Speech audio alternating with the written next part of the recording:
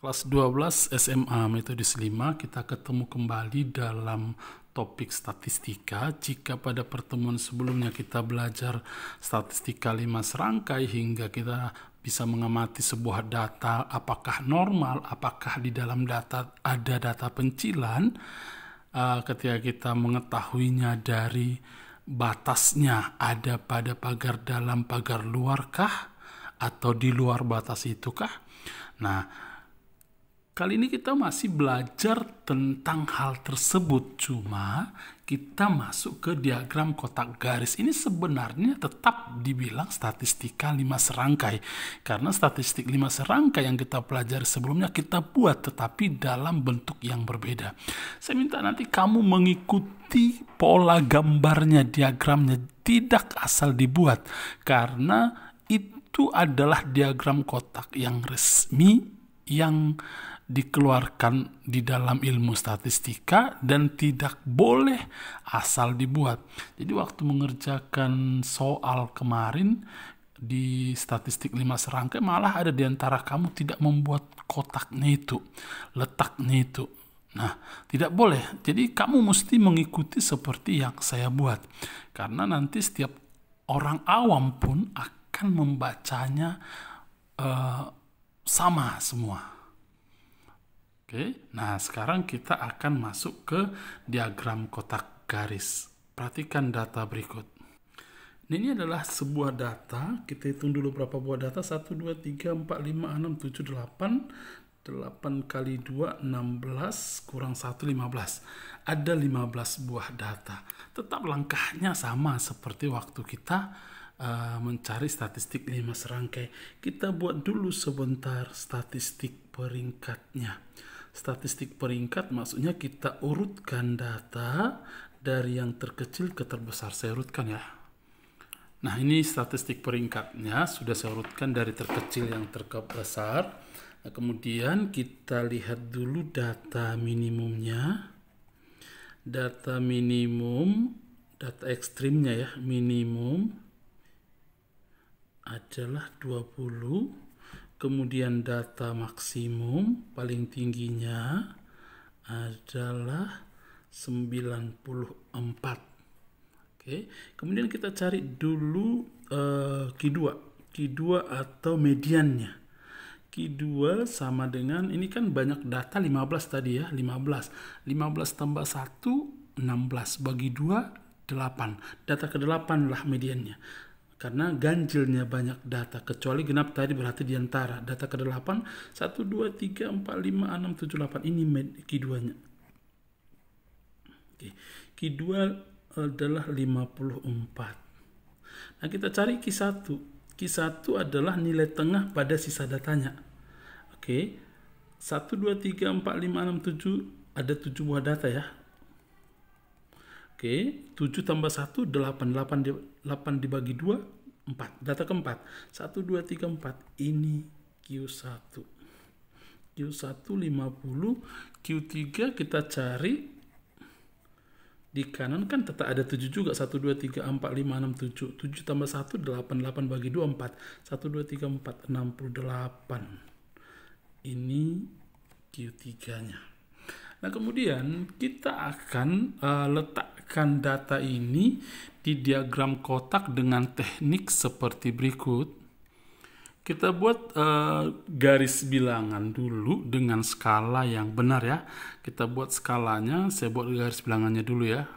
Baik, kita buatkan ini diagram garis bilangannya. Kita buat di sini misalnya 20, 30, 40, 50, 60, 70, 80, 90, nanti di sana ada masih 100 ya. Oke, kita satu lagi tambahi, jadi di sini 100. Oke. Nah, kemudian langkah kedua adalah kita letakkan Q1, Q2 dan Q3-nya. Nah, caranya letakkan dulu Q1 dan Q3. Baik, perhatikan Q1-nya 50, buat seperti ini. Kita buat sebuah kotak, kita anggap kotaknya sebesar ini, lebarnya kita buat ini sebesar ini. Oke. Nah, kemudian Q3-nya 68. Ini 68. 68 kita anggap di sini. Oke. 68. Kemudian baik, ini kotaknya. Oke. Nah, kemudian Q2-nya kan 54. 54 di sini. Oke, buat itu Q2-nya di dalam kotak tetapi buat tanda plus. Oke, tanda plus ini orang statistik akan membaca bahwa itu adalah Q2. Oke, ini tanda plus. Nah, ini adalah Q1, ini adalah Q3. Nah, ini adalah Q2. Nah, kemudian kita akan buat ekornya nanti di kiri dan di kanan. Perhatikan bahwa tanda positif ini pas di atas 54 ya. Jadi jangan nggak selamanya dia harus di tengah-tengah. Jadi nanti orang akan membaca kecenderungannya data nanti. Oke, kecenderungan data ya, ketersebaran data termasuk. Nah, kita akan membuat ekor daripada diagram kotak ini dengan cara kita cari dulu sebentar satu langkah. Satu langkah kemarin kan 3/2 dari Q3 kurang Q1. Berarti sama dengan 3/2 kali Q3-nya 68, Q1-nya 50. Sama dengan 3/2 kali 18. Habis tinggal 9 sama dengan 27. Nah, setelah dapat satu langkah kita cari pagar dalam. Pagar dalam kemarin adalah Q1-nya kurang satu langkah. Q1-nya adalah 50 kurang 27. Sama dengan 23. Betul ya? Nah, kita cari pagar luar adalah Q3 tetapi tambah satu langkah. Berarti Q3-nya 68 tambah 27 sama dengan 95 ya. Baik. Setelah itu kita evaluasi di pagar dalam, pagar luar. Apakah ada di bawah 23 dan di atas 95? Kita cek sebentar. Di bawah 23 adakah? Ada, ini satu. Saya gariskan dulu. Di atas 95 ada? Tidak ada. Berarti di antara semua data ini satu buah di bawah pagar dalam dan di atas pagar luar tidak ada. Jadi hanya satu data pencilan. Jadi 20 ini data pencilan. Nah, jadi ekor daripada garis yang kamu buat adalah tidak sampai ke angka 20 ini, tapi sampai ke angka 36. 36 saya anggap ini. Oke, saya buatkan dulu ke atas seperti ini. Ini ekornya. Oke, satu lagi ujungnya di 94. 94 yang ini. Pak Barto ngajarnya agak lambat, tak apa-apa ya. Oke. Ini harus apa ya? Oke. Nah, kemudian kita agak buat dia punya garis putus-putus ke bawah. Ini tetapi halus saja.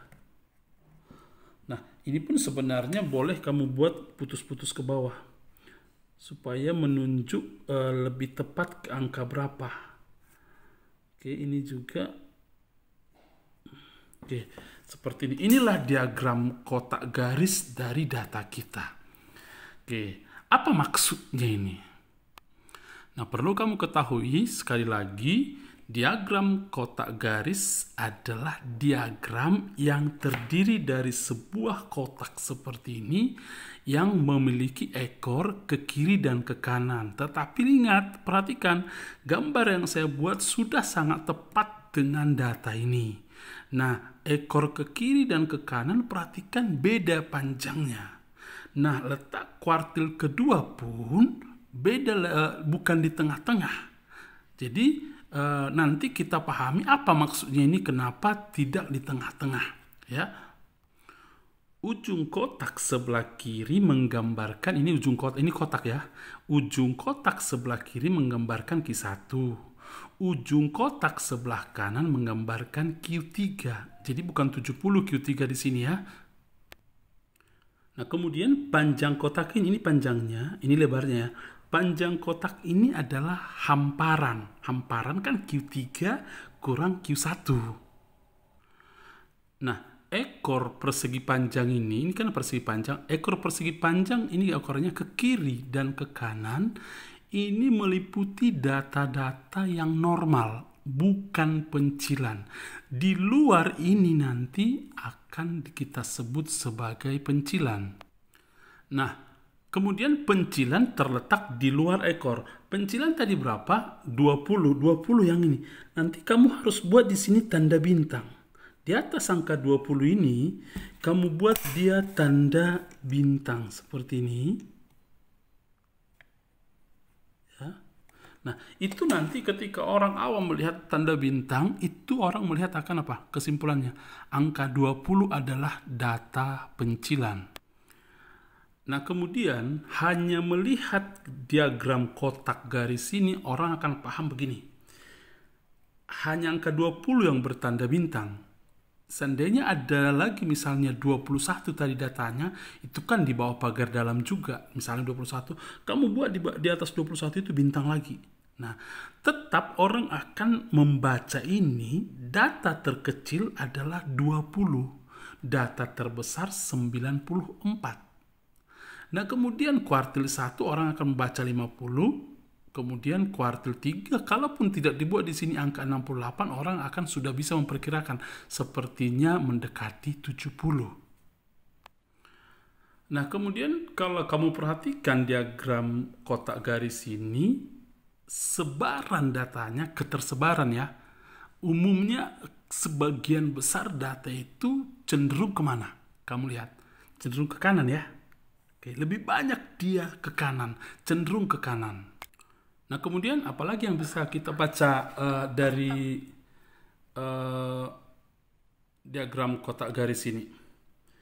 Yang kemudian yang bisa kita lihat adalah bahwa 25% data berada di antara 20 sampai 50. Oke. 25% data berada di antara 20 sampai 50. 25% data berada di antara ini Q3 sampai batas nilai maksimumnya. Q3 tadi 68 sampai 94. Nah, kemudian 50% data berada di antara 50 sampai 68. Nah, di antara ini, di dalam, maksudnya 50% berada di dalam kotak garis ini. Nah, harapan saya sebenarnya ketika kamu suatu saat membaca koran atau melihat informasi, tetapi tampilan informasi yang dibuat adalah berupa diagram kotak garis seperti ini misalnya, kamu bisa membacanya.